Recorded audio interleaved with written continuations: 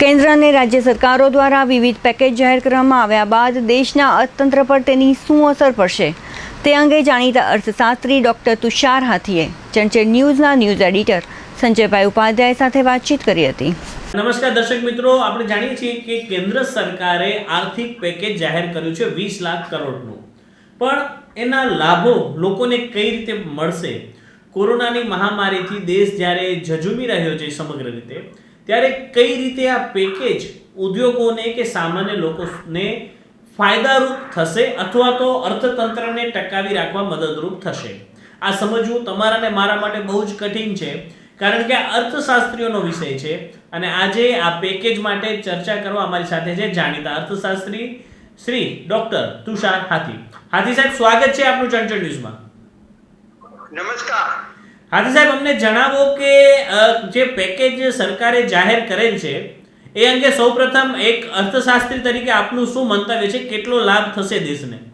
વસ્તુ સ્થિતિ એ છે કે સરકારે ખૂબ ઉમદા હેતુથી કોરોનાગ્રસ્ત ભારતીય અર્થતંત્રને અને ભારતીય સમાજને ટકાવી રાખવા માટે એક પ્રયાસ કર્યો છે। આ પ્રયાસ થોડોક અર્ધદગ્ધ છે। મુશ્કેલી એવી છે કે આપણે એક સામાન્ય માણસ આપણી સામે આવે અને એ એક પ્રશ્ન કરે કે એમની પાસે 4 દિવસ 6 દિવસ 8 દિવસનું પણ ખાવાનું નથી, રહેવા કરવા માટેની પૂરતી સુવિધા નથી। હવે ત્યારે સરકાર સામે બે પ્રશ્ન છે કે કાં તો એ માણસને ભૂખ્યો જે વર્ગ છે એને 8 દિવસ 10 દિવસ 15 દિવસ મહિના દિવસનું અનાજ આપવું, કે પછી એવી કોઈ વ્યવસ્થા કરવી કે જેને કારણે એ લાંબા ગાળે સ્થિર થાય, ટકી રહે। સરકારે મને લાગે છે કે બીજો વિકલ્પ પસંદ કર્યો કે જેમાં આવતીકાલે એ વર્ગ, એ કુટુંબ, એ નબળો વર્ગ સ્થિર થાય। આ હેતુ ખૂબ સારો છે, ઉમદા છે, પરંતુ અમે અર્થશાસ્ત્રની ભાષામાં કહીએ તો અમારા અર્થશાસ્ત્રી હતા કેન્સ, એ હંમેશા કહેતા કે ભાઈ લાંબા ગાળે તો આપણે બધાએ મરી જવાના છીએ, ટૂંકા ગાળાનું શું? એટલે આ દેશમાં એક એવો મોટો વર્ગ છે કે જેને લોકડાઉનના કારણે છેલ્લા 2 મહિનાથી ખરેખર હાડમારી પડી છે। હવે એ જે વર્ગને હાડમારી પડી છે એને આપણે 100% લોન આપીએ, એને એમ કહીએ કે તમારા આગળથી વ્યાજ ઓછું લેશું, પૈસા મોડા લેશું, પણ એ લોન લેવા જશે એક વાત, એ લોન લેશે તો પણ આ વર્ગ જે લોન લેશે એ વસ્તુ બજારમાં વેચવા મૂકશે તો તરત વેચાશે।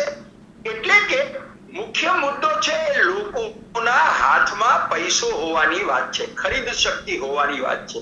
મને લાગે છે કે સરકારે જે બીજો વિકલ્પ પસંદ કર્યો છે તે લાંબા ગાળાનો છે, ટૂંકા ગાળાની હાડમારીમાં બહુ મોટો ફરક પડશે નહીં। સાહેબ, જે રીતની વાત કરીએ એમએસએમઈ ને ઉદ્યોગોને પ્રોત્સાહન આપવાની વાત છે, આ અંગે તમારું શું માનવું છે? કેટલી અસર પડશે? આમ પણ છેલ્લા 2 વર્ષથી આપણે જેને એમએસએમઈ કહીએ છીએ, સૂક્ષ્મ એકમો, નાના એકમો કે મધ્યમ કદના એકમો, એ છેલ્લા 2 વર્ષથી આર્થિક ભીસમાં તો હતા જ। જે ક્ષેત્ર આપણા દેશની અંદર 30% વધારે રોજગારી આપે છે એ ક્ષેત્રને બેંકની મૂડીનો 6% વધારે લાભ અત્યાર સુધી મળતો ન હતો। આ સંજોગોમાં જો આ પ્રકારની સ્થિતિમાં આપણે કદાચ અત્યારે થોડો ફેરફાર કરીએ અને સરકારે જાહેરાત કરી એમ એમએસએમઈ ના ધિરાણમાં ને એમાં ઉદારતા આવે તો એ ઉદારતા તરલતાનો પ્રશ્ન હલ કેટલા પ્રમાણમાં કરશે એ અત્યારે કહેવું મુશ્કેલ છે। છેલ્લા 2 દિવસથી વર્તુળો એવું કહે છે કે આનો પ્રતિસાદ એટલો મોટા પ્રમાણમાં અને બહુ ઝડપથી મળવાની સંભાવના ઓછી છે। ત્રીજી એક મહત્વની વાત આની સાથે છે કે રિઝર્વ બેંક ઓફ ઇન્ડિયાએ તો આ લોકડાઉન પછીના તબક્કામાં તરત જ ઉદાર નાણાં નીતિ જાહેર કરી હતી અને એને એમ કહ્યું હતું કે વ્યાજ દરમાં અમે ઘટાડો કરશું, એટલે કે બેંકો એના પગલે ઓછા વ્યાજે ધિરાણ આપી શકે। સમજવાની વાત છે કે રિઝર્વ બેંકે રિવર્સ રેપોના રેટમાં પણ ઘટાડો કર્યો, એટલે કે બેંકો રિઝર્વ બેંકમાં જે પૈસા મૂકે તો એનો દર પણ ઘટે અને બેંકો જે ધિરાણ આપે સમાજને તો એનો દર પણ ઓછો રહે. હવે આ સંદર્ભમાં એપ્રિલ 15 તારીખ સુધીનું ચિત્ર એવું જોવા મળ્યું કે આ બધો ઘટાડો હોવા છતાં દેશની વ્યાપારી બેંકોએ રિવર્સ રેપો ઓછો હોવા છતાં રિઝર્વ બેંકમાં પૈસા વધુ મૂકવાનું પસંદ કર્યું, બજારમાં બેંકની મૂડી ફેરવવાને બદલે. એનો અર્થ એવો થાય છે કે બેંકો પોતે પણ હજી વિશ્વાસની કટોકટી અનુભવે છે કે જો સમાજમાં ઉદાર હાથે છૂટા હાથે ધિરાણ આપશું તો તે કેટલા પ્રમાણમાં પરત ફરશે. એટલે આ એક મોટો ચિંતાનો વિષય છે. છેલ્લા 4 મહિનામાં આમ પણ આપણે જેને પર્સનલ લોન કહીએ છીએ, વ્યક્તિગત લોન, જેમાં હોમ લોન નો સમાવેશ થાય, મોટર કાર નો સમાવેશ થાય, પરચુરણ નો સમાવેશ થાય, તો આ બધાની તો માંગ સતત ઘટતી ગઈ છે. હવે એ વર્ગની જ્યાં સુધી રોકડ શક્તિ વધે નહીં ત્યાં સુધી એ વર્ગ બેંકમાં જશે કે કેમ તે પ્રશ્ન છે. હાથી સાહેબ, રાજ્ય સરકારે એક પેકેજ જાહેર કર્યું છે, 1 લાખ રૂપિયા આત્મનિર્ભર યોજના નામ આપ્યું છે, પણ એમાં પણ ઘણા બધા નિયંત્રણો અને એ બધા સામે આવી રહ્યા છે. તમને શું લાગે છે, સરકાર જરૂરિયાતમંદ લોકો એપીએલ અને બીપીએલ કાર્ડ ધારકોને અનાજ તો આપી રહી છે, પણ હાલે તાત્કાલિક શું મદદ કરવાની જરૂર છે? મુખ્ય મુદ્દો એ છે કે લોકશાહીમાં રાજકીય પક્ષોની એક મર્યાદા હોય છે અને તે એ મર્યાદા રહી છે કે જે સમયે સરકારે જનમાનસ ઘડવું જોઈએ તે સમયે સરકાર કારણ કે મતરંજક નીતિ અપનાવે છે, એટલે સબસિડી આપે છે, ઉદાર હાથે બધું માફ કરે છે. એટલે સરકાર ચૂંટણીઓ સમયે બધું માફ કરે છે. હવે આજે જ્યારે આવી નાણાકીય કટોકટી, અભૂતપૂર્વ કટોકટી, છેલ્લા 100 વર્ષમાં કોઈ દેશોએ નથી અનુભવી એવી આ કટોકટી છે.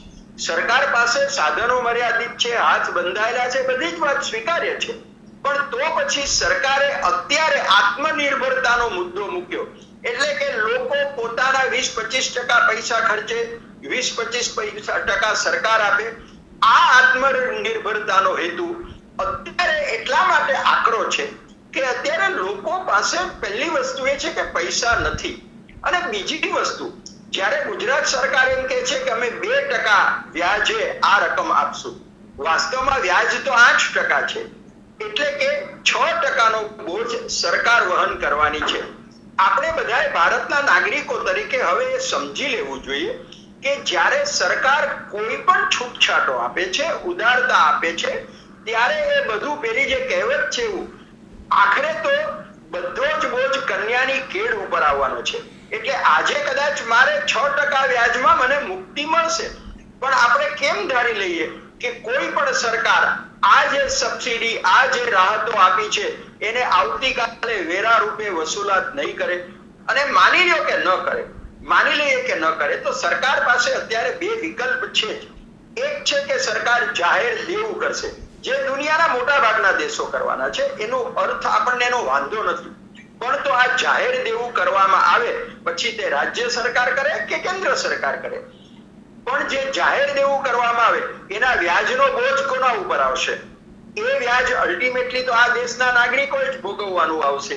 બીજી વસ્તુ કે આપણા અર્થતંત્રની જે ગતિવિધિ છે, આપણી જે સામાજિક કાર્યશૈલી છે, એમાં આપણે જે કંઈ પણ કરજ કરીએ છીએ એ કરજનું ઉત્પાદકીય હેતુઓમાં રૂપાંતર પ્રમાણમાં ઘણું ઓછું થાય છે.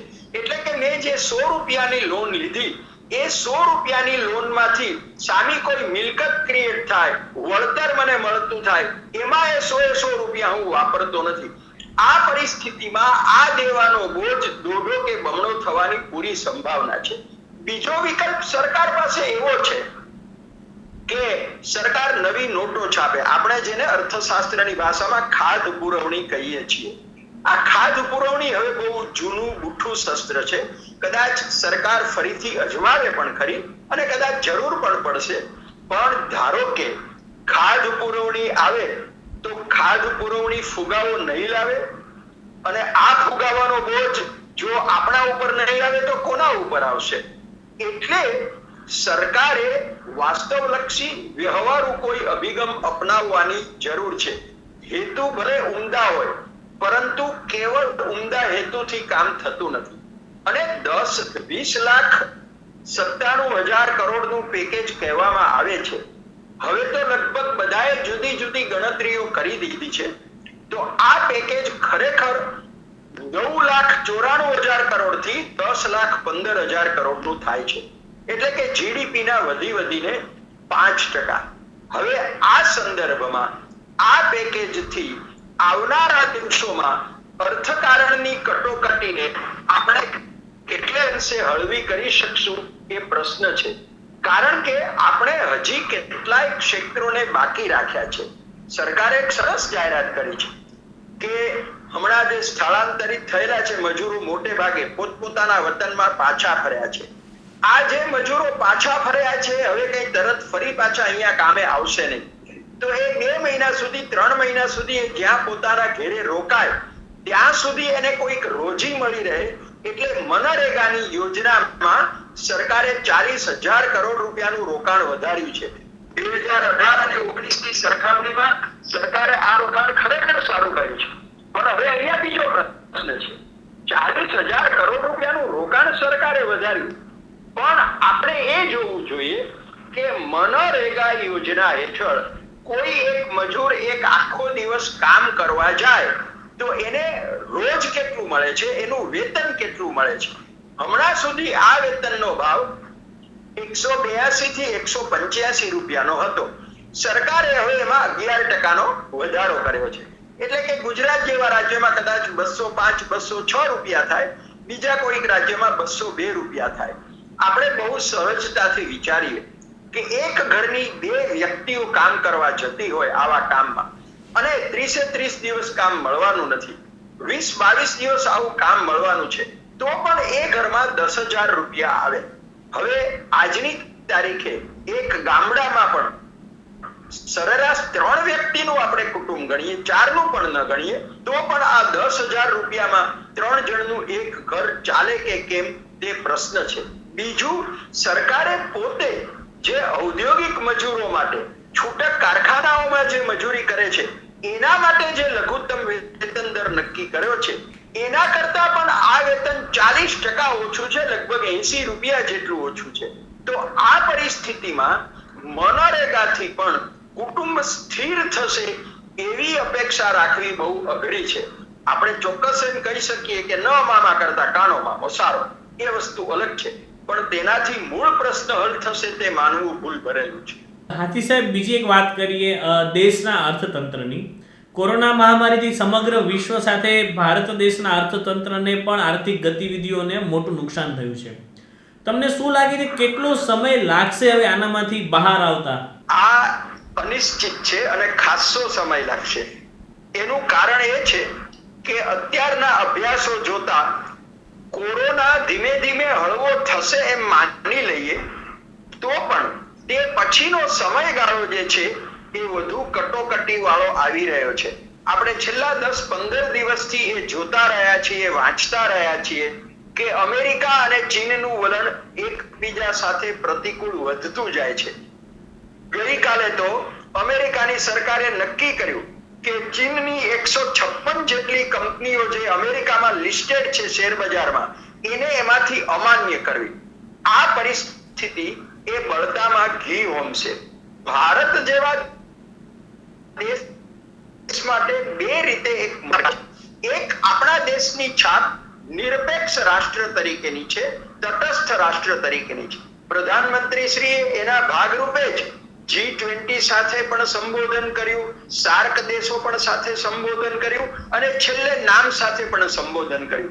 પ્રધાનમંત્રીનો પ્રયાસ એ દિશાનો છે, એમાં ના નહીં, પરંતુ વ્યવહારની જે રાજનીતિ છે એ એટલી બધી કપરી થતી જાય છે કે એમાં આવતીકાલે આપણે સંપૂર્ણ તટસ્થ રહી શકશું કે કેમ તે પ્રશ્ન છે.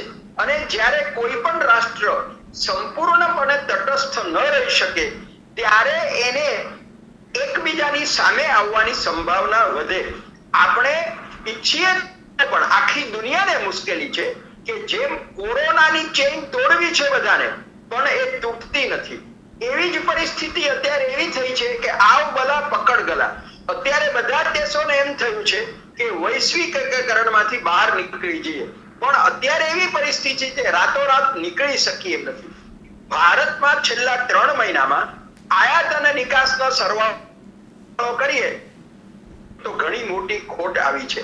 આખી દુનિયાને આવી છે, ભારતને આવી છે એમ આપણે નથી કહેતા, પણ આ પરિસ્થિતિમાં આપણે આપણા વિદેશ વ્યાપારના સંબંધો કેટલા અંશે વધારી શકશું, સુધારી શકશું એ કહેવું મુશ્કેલ છે. ભારત માટે પડકારમાં ફાયદો એ છે કે ભારત પોતે મોટું માર્કેટ છે અને ભારત પાસે આપણે માનીએ છીએ કે વ્યાપાર કુશળતા વધારે છે, પણ આ વ્યાપાર કુશળતાને વધારવા માટે ભારતે પોતાના ઉત્પાદનનું બજાર વધારવું પડે. ઉત્પાદનનું બજાર વધારવું એટલે કે માંગ વધારવી પડે. માંગ વધારવી હોય તો દુનિયાના બજારમાં આપણી ચીજ વસ્તુની કિંમત વ્યાજબી રહેવી જોઈએ અને ગુણવત્તા વાળી રહેવી જોઈએ. આ દિશામાં હજી આપણે ઘણું કરવાનું બાકી છે. મને એમ લાગે છે કે 2021-22 નું નાણાકીય વર્ષ એપ્રિલ 2021 થી શરૂ થાય તે પહેલા કોઈ પણ દુનિયાનો દેશ ચોક્કસ નક્કી દિશામાં આગળ વધી શકતો હશે એવું માનવું ખરેખર મુશ્કેલ છે. વૈશ્વિકરણ માંથી નીકળવું બધાને છે, નીકળી શકાય તેમ નથી. પ્રધાનમંત્રી શ્રીએ કોઈ ચોક્કસ મગનું નામ મરી ન પાડતા એવી વાત ચોક્કસ કરી એમના પ્રવચનમાં કે આપણે આત્મનિર્ભર બનવું છે, અને બીજી તરફથી નાણામંત્રી એમ કહ્યું કે આપણે સ્પર્ધાની ક્ષમતા કેળવવાની છે. સાચી વાત છે, સ્પર્ધાની ક્ષમતા કેળવવાની છે, તો સ્પર્ધા તો આપણી ઘર આંગણે જ એવડી મોટી છે કે દુનિયાની તો વાત છોડો. તો એ દિશામાં આપણે કયા પગલાઓ લેશું એ અંગે કોઈ મગનું નામ મરી સરકારે પાડ્યું નથી. તો દર્શક મિત્રો, આ હતા ડોક્ટર તુષાર હાથી, જેમણે આપણને માહિતી આપી કે કઈ રીતે અર્થશાસ્ત્રમાં સરકારે જે પેકેજ જાહેર કર્યું છે તેનો અભ્યાસ તેમના દ્વારા કરવામાં આવ્યો છે, તેઓ શું માને છે. અને એક વસ્તુ એમણે બહુ મહત્વપૂર્ણ કીધી કે આ પરિસ્થિતિમાં બહાર આવતા દેશને અનિશ્ચિત સમય લાગશે. હાથી સાહેબ, ચંચળ ન્યૂઝ સાથે વાત કરવા બદલ આપનો ખૂબ ખૂબ આભાર.